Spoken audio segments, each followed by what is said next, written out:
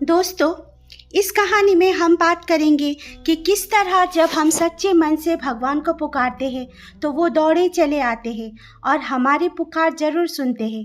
दोस्तों, भगवान को भी अपने एक सच्चे भक्तों की उतनी ही ज़रूरत होती है जितनी हमें भगवान की।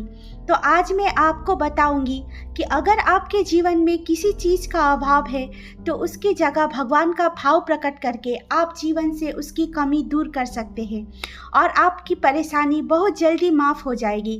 तो दोस्तों, आज हम बात करते हैं कि किस तरह बरसाना गांव में एक सेठ की पुत्री बनकर खुद राधा रानी आई। दोस्तों, एक बार की बात है, बरसाना गांव में एक सेठ रहता था जो बहुत ही धनी था। उसके 3 पुत्र थे, परंतु उसकी कोई पुत्री नहीं थी। कुछ समय पश्चात उसकी पत्नी का देहांत हो गया और सभी पुत्रों को भी शादी हो गई। सभी पुत्र अपने अपने कार्य में व्यस्त रहने लगे। अपने पत्नी के साथ सेठ के दिल की बात सुनने वाला कोई नहीं था।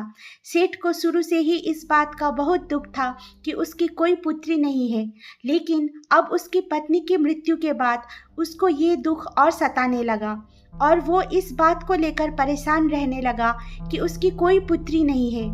एक दिन एक महान पंडित उसके घर पर आए और उसे दुखी देखकर उसने पूछा कि तुम्हें किस बात की परेशानी है, तुम क्यों दुखी हो। तो उसने अपना दुख का कारण पंडित को बताया कि कोई मेरी पुत्री नहीं है, इस वजह से मुझे अपने जीवन में ये अभाव रहता है कि मेरी कोई पुत्री क्यों नहीं है। तो वो पंडित उसको कहता है, लो, ये भी कोई परेशानी की बात है, तुम राधा रानी को अपनी बेटी मान लो। हमारे जीवन में जिस चीज़ की भी कमी होती है उसको भगवान ही पूरा कर सकते हैं। परेशान होने से क्या होगा, तुम राधा रानी को अपनी बेटी मानो और उससे अपने दिल की बात किया करो, देखना तुम्हें ये अभाव कभी नहीं सताएगा। सेठ को पंडित की ये बात अच्छी लगती है और वो ऐसा ही करता है। राधा रानी की मूर्ति लेकर आता है और प्रतिदिन भोजन करने से पहले राधा रानी को भोग लगाता है, फिर स्वयं करता है और सोने से पहले राधा रानी के साथ खूब बातचीत करता है। ऐसे ही करते करते वो दिल से राधा रानी को अपनी बेटी मानने लगा और वो भूल ही गया कि उसकी कोई बेटी नहीं है। उसे इस बात का आभास होने लगा कि उसकी पुत्री सच में है और वो बहुत दिल से उसे अपनी पुत्री मानने लगा।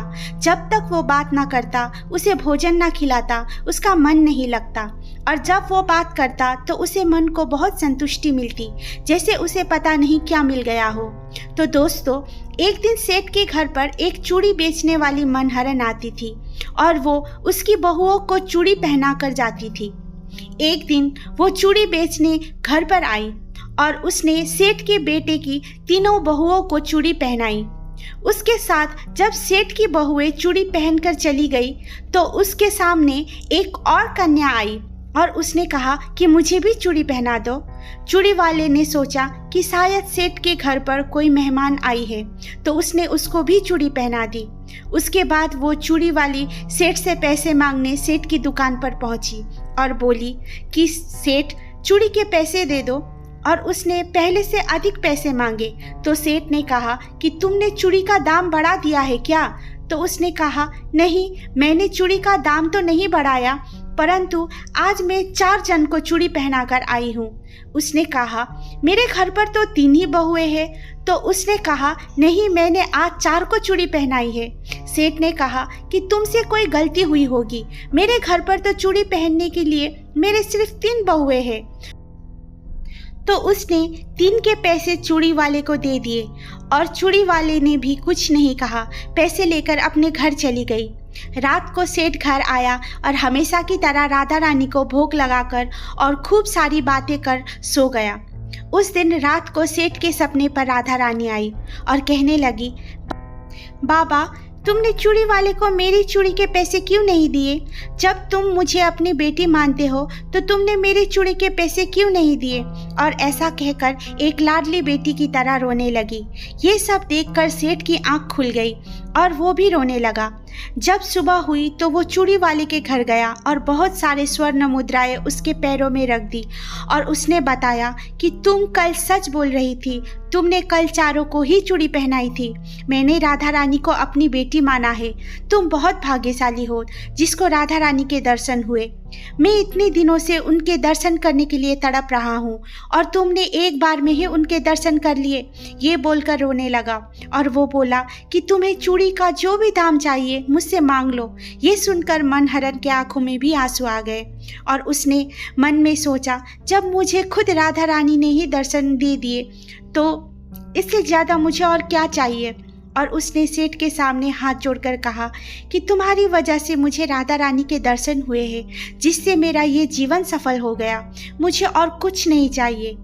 तो दोस्तों, देखा कि जब हम भगवान को दिल से पुकारते हैं, उनकी पूजा अर्चना करते हैं, तो वो कैसे हमारे पास दौड़े चले आते हैं।